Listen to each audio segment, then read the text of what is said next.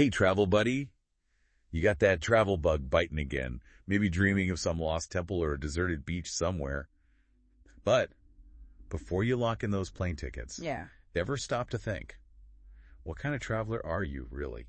It's funny, right? We say traveler like it's simple, but there's a whole lot under the surface of why we explore. So true. And that is what we're diving into today.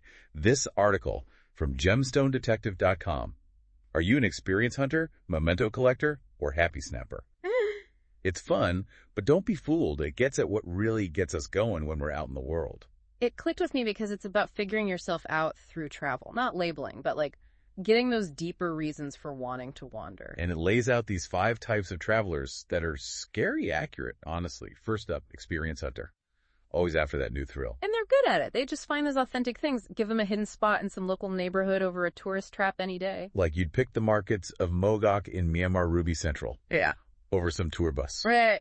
They have the real feel of the place. Speaking of feeling it, the itinerary enthusiast, they have their own WN pulse going. Gotta maximize every single second of the trip. Oh yeah. Spreadsheet people come back more energized somehow, even after telling you about every little thing. It's not just seeing, it's doing it all.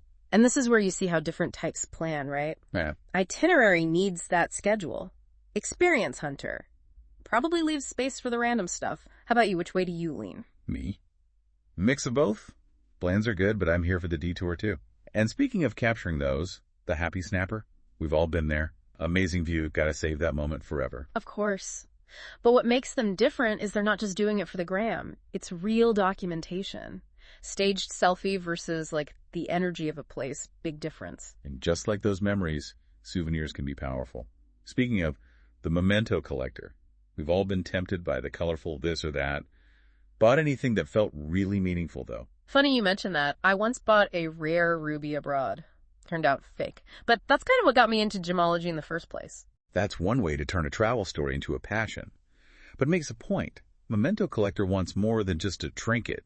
It's a story, a connection, maybe even supporting local artists. And to really get into a culture, can't forget the foodie. Travel is tasting, smelling, the whole experience, you know? It's not just eating, it's understanding the heart of a place through its food. 100%.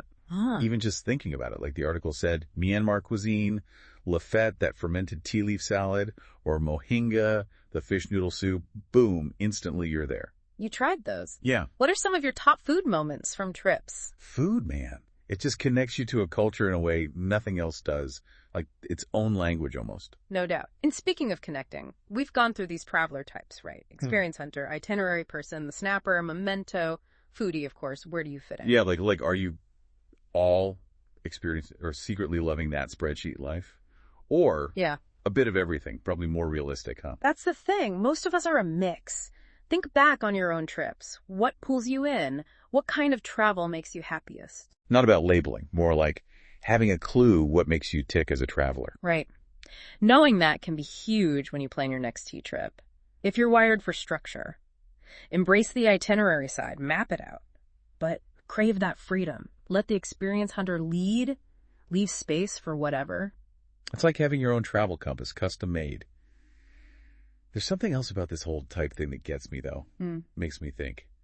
It can help us be better travelers, no matter our style. More mindful. You know? Interesting. What do you mean by that? Take the happy snapper.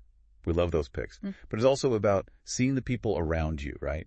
Asking before you snap, respecting what's okay, what's not. Going from just watching to being a part of it, in a way. And that's not just for snappers. Think about the memento collector. Instead of just AE souvenir, you find the local crafts, the stuff that helps the community. That's not a trinket. That's supporting their art.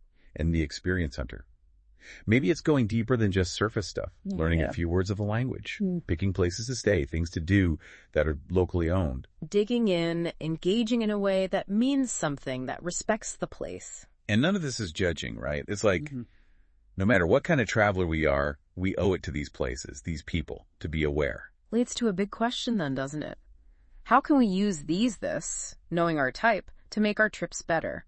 For everyone. Something to think about, for sure.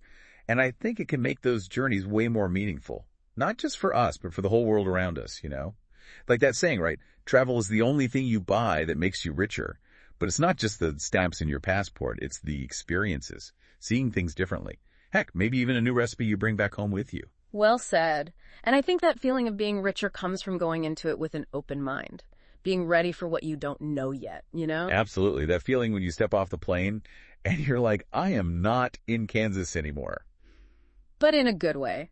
And hey, maybe this whole traveler type thing. Yeah. It can help you see even the familiar stuff with fresh eyes. Perspective is everything. We all have our things, the experiences we're drawn to, how we travel. But at the heart of it, it's that openness to discover that makes a trip really stick with you. And that is what we are all about here on the Deep Dive, folks. So as you're planning your next trip, weekend getaway, or that crazy bucket list thing you've been putting off, remember these traveler types. And keep in mind, the best souvenirs aren't things you pack. It's those stories you come back with, the connections, seeing the world a little differently. Those stay with you long after you've unpacked your bags. Couldn't have said it better. And who knows, maybe you'll surprise yourself. Find a whole other side to how you travel. That's part of the fun, eh? So get out there, explore, but more than anything, keep that sense of wonder alive. Until next time, everyone, safe travels.